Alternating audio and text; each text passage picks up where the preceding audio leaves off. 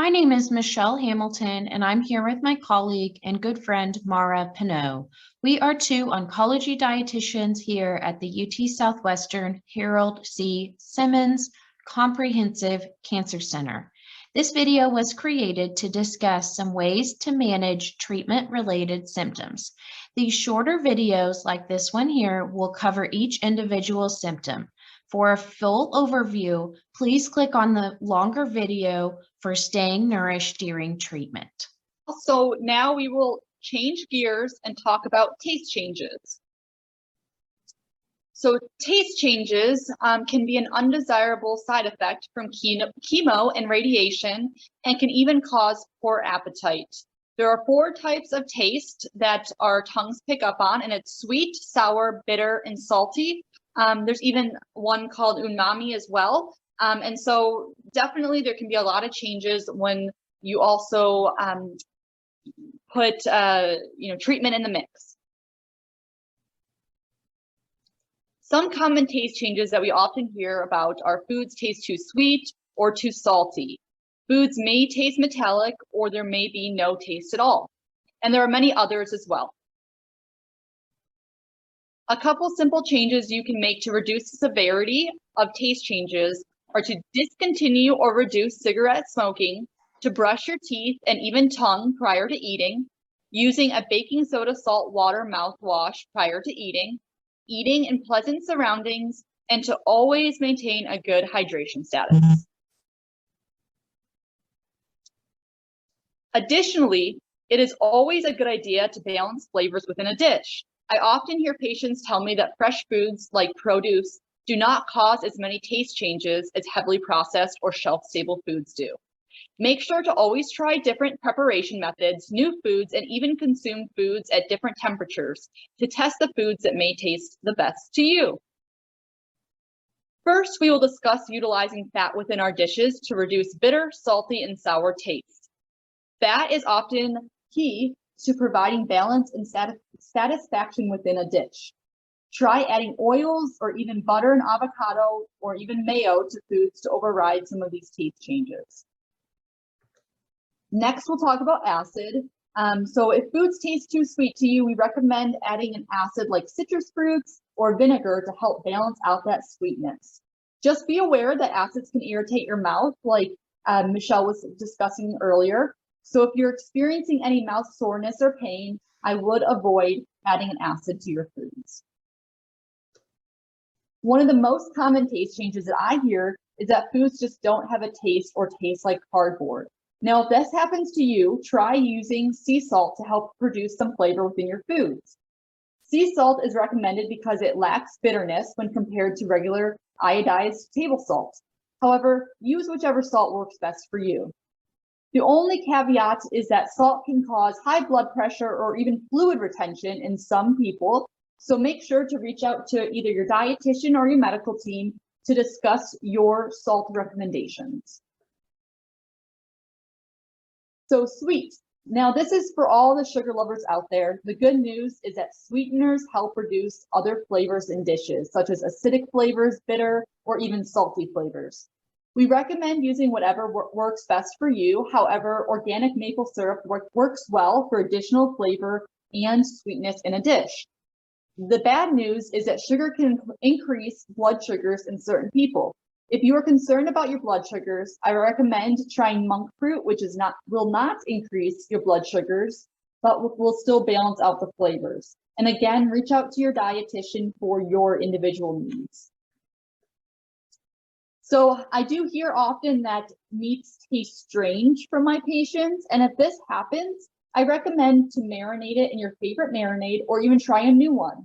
If meat becomes unappealing to you, try different protein options such as tofu, nuts, nut butters, and dairy. As we discussed in detail, adding fats, sugar, and spices can help balance out metallic tastes. Now, if bitter or metallic tastes are something you deal with, we have some specific recommendations to help reduce these tastes. One, ensure that you are reducing the amount of canned goods you're eating from, because canned goods can take on a metallic taste from that can. Same thing with silverware. Try to use plasticware instead to reduce the metal taste. One thing that can help cleanse your palate is sucking on lemon drops or brushing your tongue and mouth to clear your mouth of bad taste. This is a product called MetQuil, and this product is a mouthwash that can help reduce metallic bitter or rancid taste. Some people find that this product relieves these tastes. However, not everyone finds relief with this product. I recommend trying some of the other recommendations prior to utilizing this product. If you do want to utilize it, I recommend going to metquill.com and purchasing from there. So one of the biggest questions that we get probably every day is, does sugar feed cancer? And since we discussed sugar in these slides in regards to balancing flavors, I wanted to discuss sugar feeding cancer a little bit. So first off, it's a myth. Sugar does not feed cancer any more than it feeds our brain, our muscles, and the cells in our bodies. Additionally, about 45 to 50% of our caloric intake needs to come from carbohydrates on a daily basis. And if you do reduce your sugar or even overall carbohydrate intake, what typically will happen is you will likely lose weight, which is something we don't want to happen during treatment.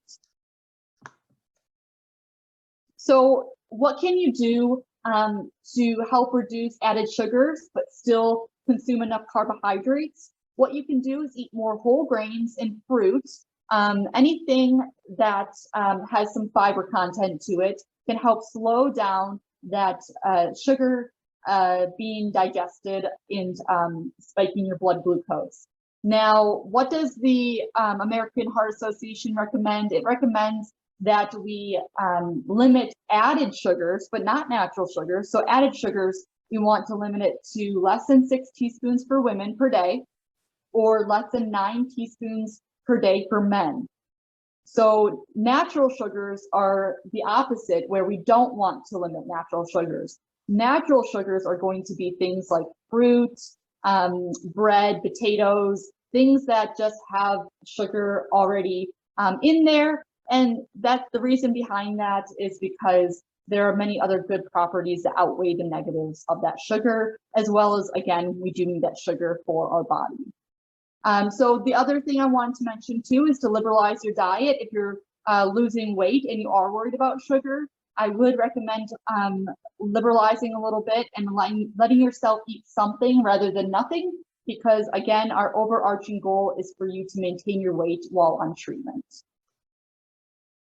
Here's some additional resources. These are resources that us dietitians use on an almost daily basis. At the bottom is the UT Southwestern Oncology Nutrition website. That's a great one to go to. A lot of information just based on what we provide and recommend within our patient populations. American Cancer Institute for Research is another great one. So reach out to either your dietitians on your team or to these resources for more research-based information. And thank you everyone for listening into this presentation. If you have any questions whatsoever, please reach out to your medical team. And if you don't know your dietitian, they can let you know who that dietitian is. And if you do know your dietitian, please reach out if you have additional questions. Thank you so much and have a great day. Thank you.